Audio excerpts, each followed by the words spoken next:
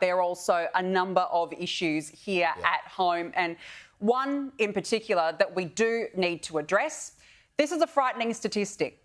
26 Australian women have died this year, allegedly at the hands of a male perpetrator. That statistic alone is shameful. How on earth did we get here? Now, over the weekend, thousands rallied across Australia calling for an end to violence against women. And quite rightly, we have a right to be fed up and angry. These are our mothers, daughters, sisters, aunties and friends.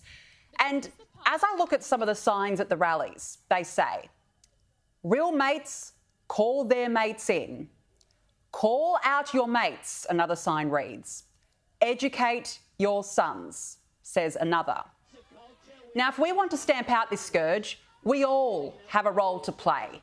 But rallies alone won't fix this crisis. The system is broken now. And as we found out this week, the justice system is letting women down. Yet, all we have heard is talk of inquiries, reports, as we do, of course, every time a woman is allegedly killed. And what has changed? Nothing. All the while, the national plan is clearly not working. That is a record amount of funding put in to back our plan up. So there is a significant funding. Many of those programs are starting to roll out and we'll start to see the benefits of those. The benefits of these programs won't be seen for some time. For some time? Well, it's too late. Women are sitting ducks.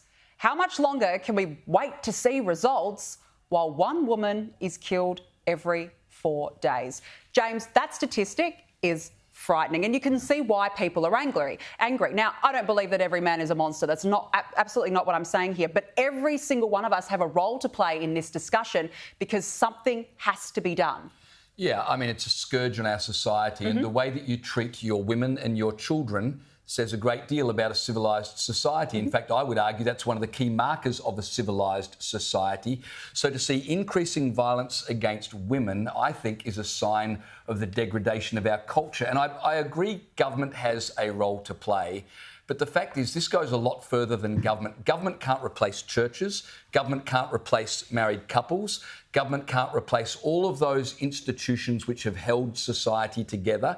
So this is an issue much bigger than we need a few, band-aids applied by government. There's a lot more going on. Yeah, there is a lot more going on, but something needs to be done urgently. We can't keep talking about it, James. It's as simple as that because people are angry now. Yeah, well, I mean, let me talk to you about another aspect of the culture breaking down, because you can see it everywhere. Yeah. Climate catastrophists have come up with a new and ghoulish way to help the environment. Not content with taking our cars, our gas cooktops or our meat, they now want to take our bodies when we die and use them as compost. The ABC ran an article today arguing that instead of being buried or cremated, like in the old days when life was sacred and human beings had inherent dignity, we should be turned into plant food. The article claimed it was 87% more energy efficient to turn grandma into worm food than to bury her in the traditional manner. And that's good to know, because the number one thing on everyone's mind at grandma's funeral is, well, wait, how environmentally friendly is this?